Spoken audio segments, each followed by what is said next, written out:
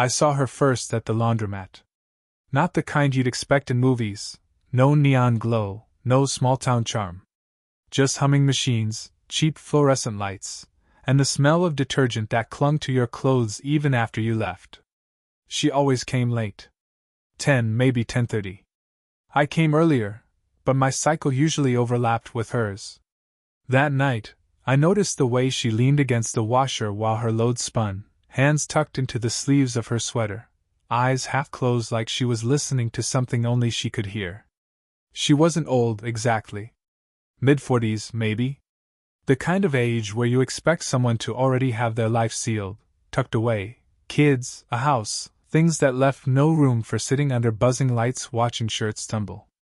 But she was here, folding slow, deliberate. The first time she spoke to me, it was nothing. Just, "You dropped a sock." Her voice was low, like she didn't want to wake the walls. I bent down, grabbed it, muttered thanks. She didn't smile, but her eyes flicked, once quick, like she noticed more than she wanted to admit.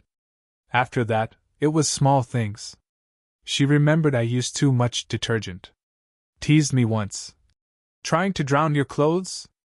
I laughed, awkward, and tried not to stare too long at the way her fingers folded towels, square and neat, like origami no one would ever see. I was 24.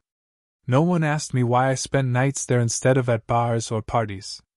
I never explained the half-written texts in my phone, the ones I didn't send.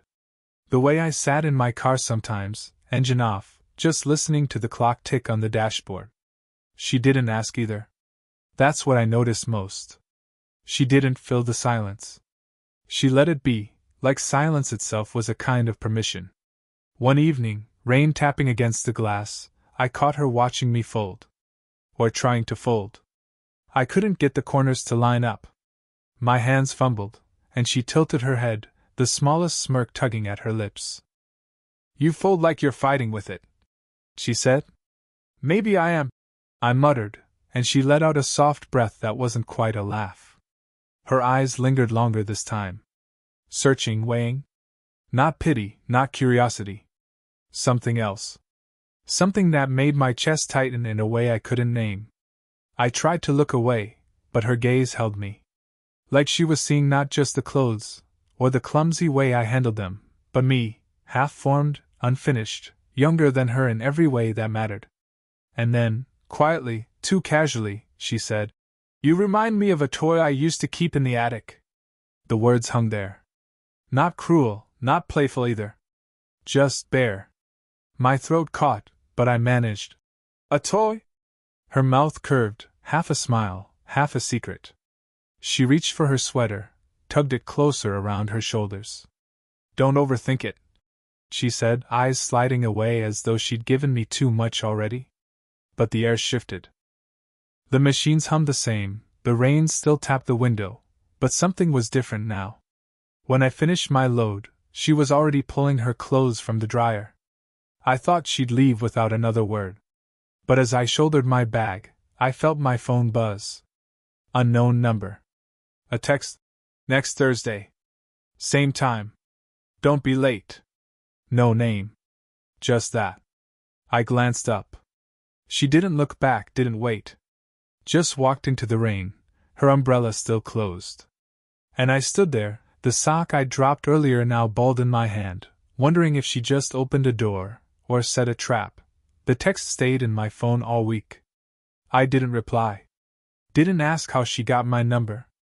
I just kept rereading it, the way you turn over a stone, expecting to find nothing but dirt, and instead seeing something alive underneath. Thursday came, and I told myself I wasn't going. I told myself it didn't matter. And yet, at 10:30 I found myself in the laundromat again, a basket I didn't need at my side. She was already there. Mug of tea in her hand, steam rising. Not store-bought, something she'd brought from home in a dented thermos. She lifted it slightly when she saw me, a kind of acknowledgement. "You're late. By 3 minutes. That counts."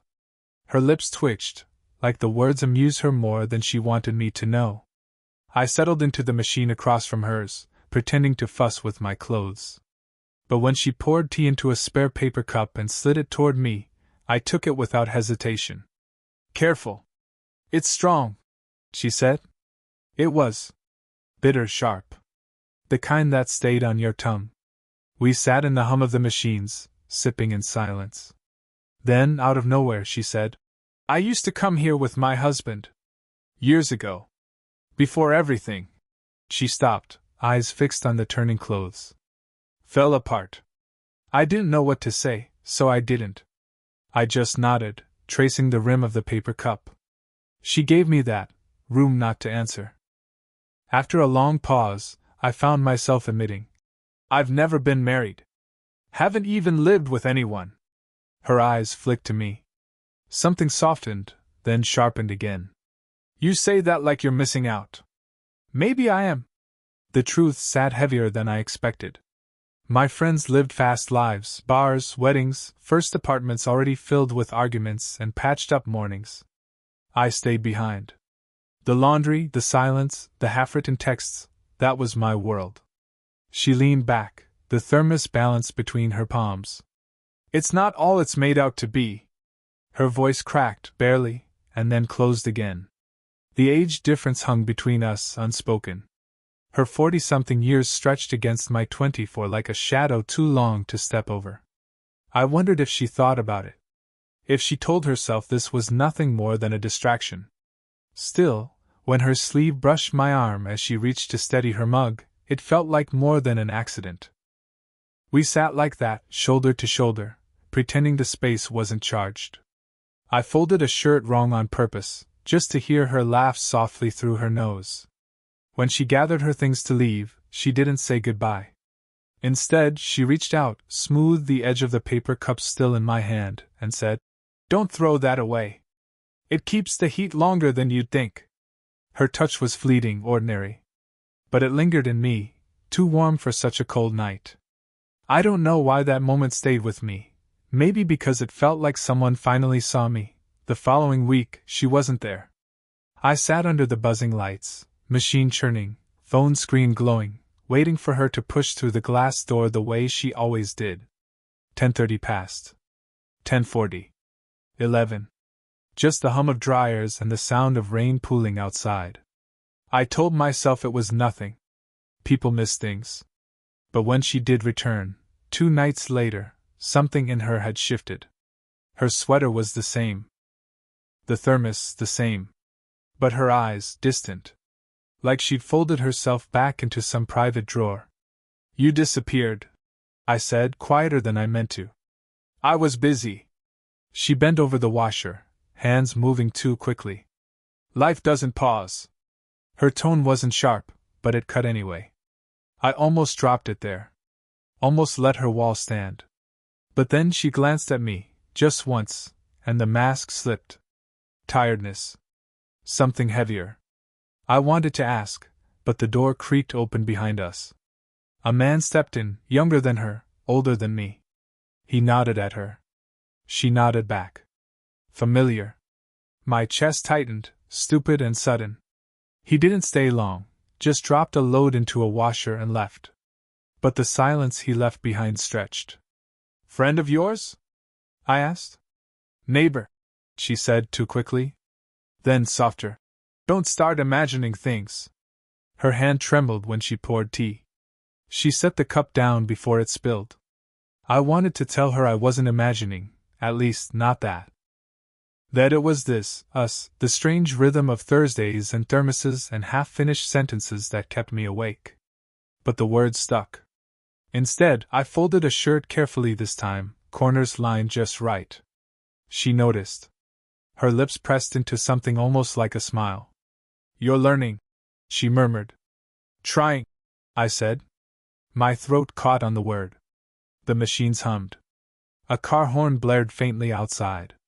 She reached for her thermos, but her sleeve brushed my hand first. She didn't move.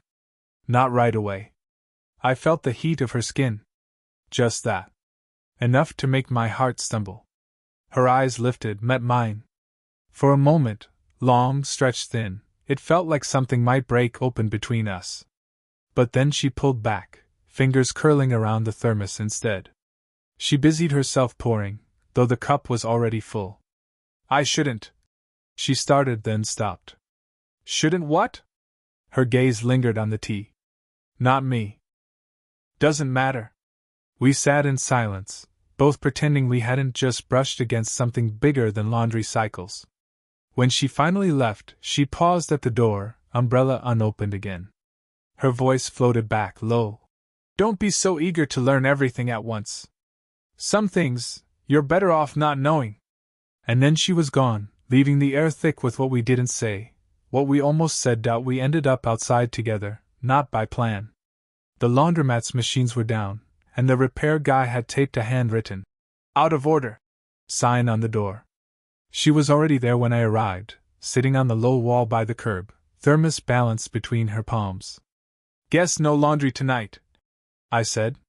She didn't answer right away. Just shifted to make space beside her.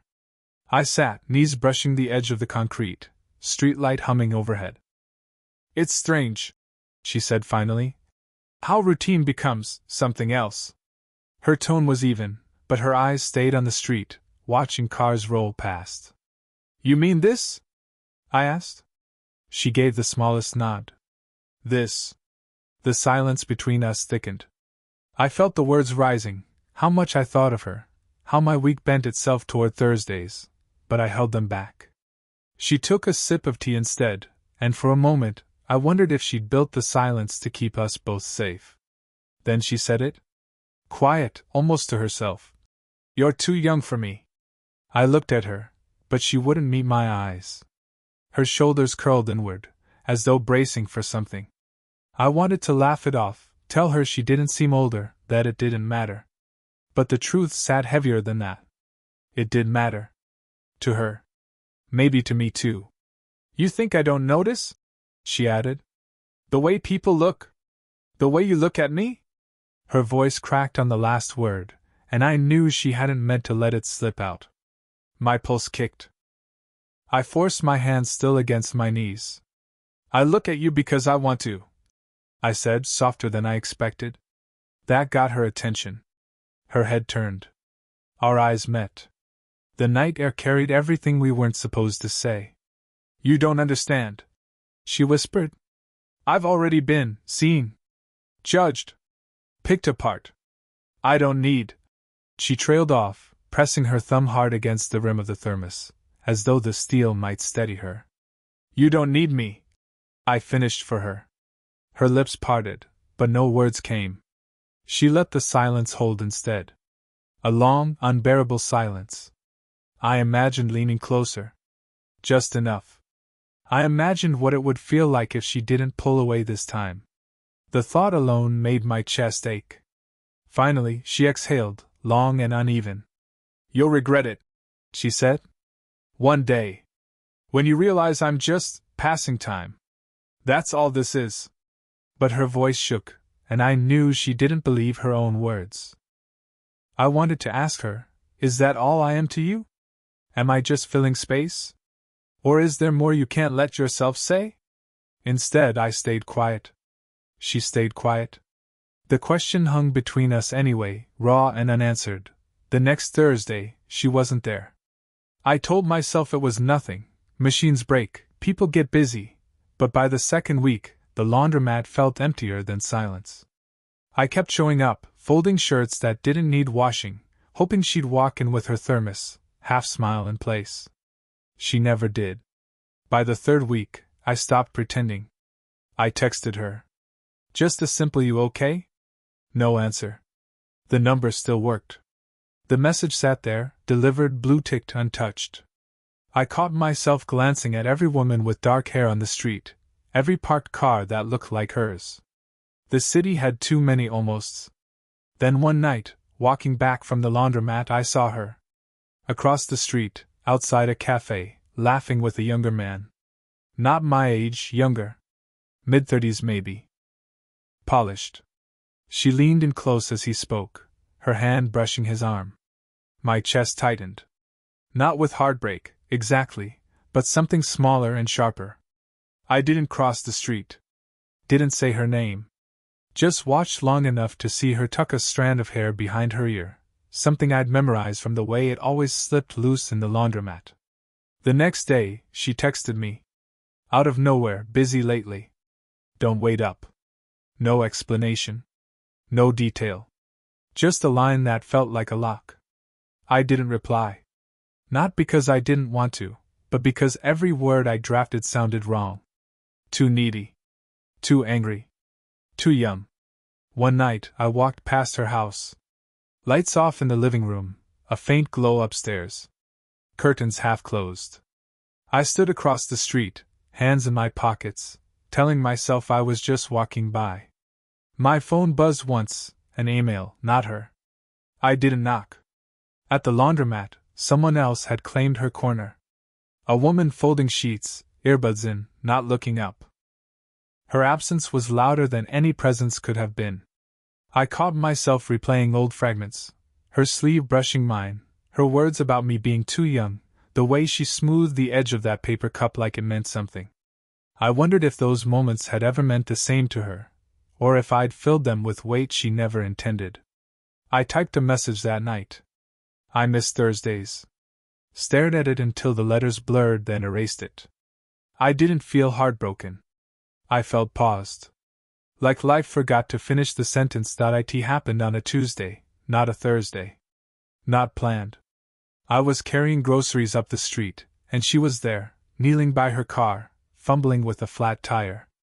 No thermos, no sweater. Just her, hair pulled back carelessly, frustration written in the small lines around her mouth.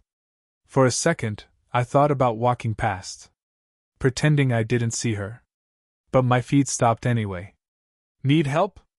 She looked up. Her eyes caught mine, and something flickered, relief, then hesitation. She hesitated long enough for me to wonder if she'd say no. Then she sighed. Yeah. I guess. I set my bags down, crouched beside her. The work was simple, mechanical. Loosen, lift, replace. But the silence between us was thick, like the air right before a storm. When it was done, she stood with her arms folded, watching. You didn't have to. I know, I said. I wanted to. She exhaled sharp, like she was bracing herself. You shouldn't wait for me anymore. It stung, but I didn't move. I just wiped my hands on my jeans. I wasn't waiting. Not exactly. Her eyes narrowed, searching me. Then what were you doing? The words rose before I could stop them. Hoping. I guess. That landed. She flinched, like hope was heavier than she wanted to carry. You don't understand what you're asking for, she whispered. I'm not asking for anything, I said. Just don't pretend it didn't matter. Her lips parted, but no answer came. She looked down at the ground, then back at me. The street light overhead buzzed, too loud. Finally, she said, It scared me. The way you looked at me. Like you saw something worth wanting. I haven't felt that in a long time. The words were quiet, unpolished, but they broke something open. My chest tightened, not with relief, not with victory, but with the weight of what it cost her to say it. I stepped closer, slow. Not enough to touch, just enough for her to know I wasn't leaving. You're not just passing time, I said. My voice shook, but I didn't care.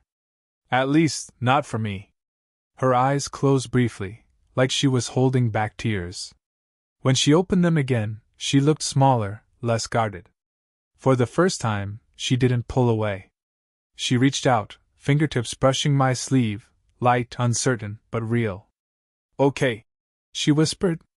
Just that. It wasn't a confession, not a promise. But it was something. A door cracked open. A word that meant she wasn't alone in it, whatever it was. And I found myself smiling, just barely. Not because anything was fixed. But because, finally, nothing was unsaid. Weeks slipped into months. Thursdays lost their urgency, but not their meaning. We didn't sit in the laundromat anymore. Machines had been repaired, lives rearranged. But sometimes I'd see her across the street, and she'd tilt her head in that small, knowing way that said yes. I see you too. It wasn't fireworks. It wasn't even steady. There were gaps, missed days, texts left unread for longer than felt comfortable. But she always circled back, and so did I. Not because we promised to, but because it felt strange not to. We carved out routines without naming them. A walk to the park bench on Sunday mornings. Tea for her, black coffee for me, both in mismatched thermoses. We sat in quiet, watching the joggers pass, pretending not to notice how the minutes stretched. She never said she loved me. I never asked her to. But sometimes, when her hand brushed mine on the wooden slat of the bench, and she didn't pull away, I felt more certain than if she'd carved it into stone. One morning, 8:47 a.m., the clock on her phone buzzed. She silenced it without looking. I raised an eyebrow. "Work reminder," she said. "To start moving. And yet you're still here." She smirked into her tea.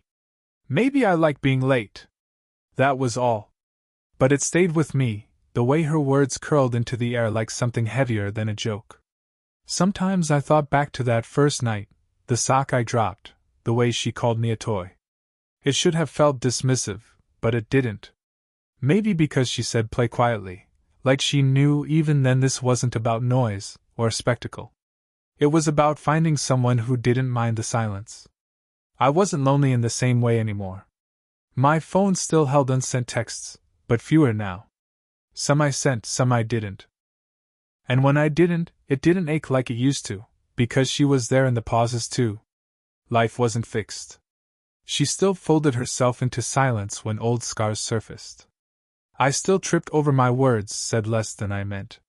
But when the silence stretched, it didn't feel like distance. It felt like space we could share. One evening, as the sun slid low, she leaned against me on the bench, eyes closed, tea cooling in her hand. "You're still learning," she murmured. "Always," I said. Her lips tilted into a small smile. "Not for the world. Just for me." And that was enough. Did this story stay with you? What kind of quiet, real love stories do you want to hear next?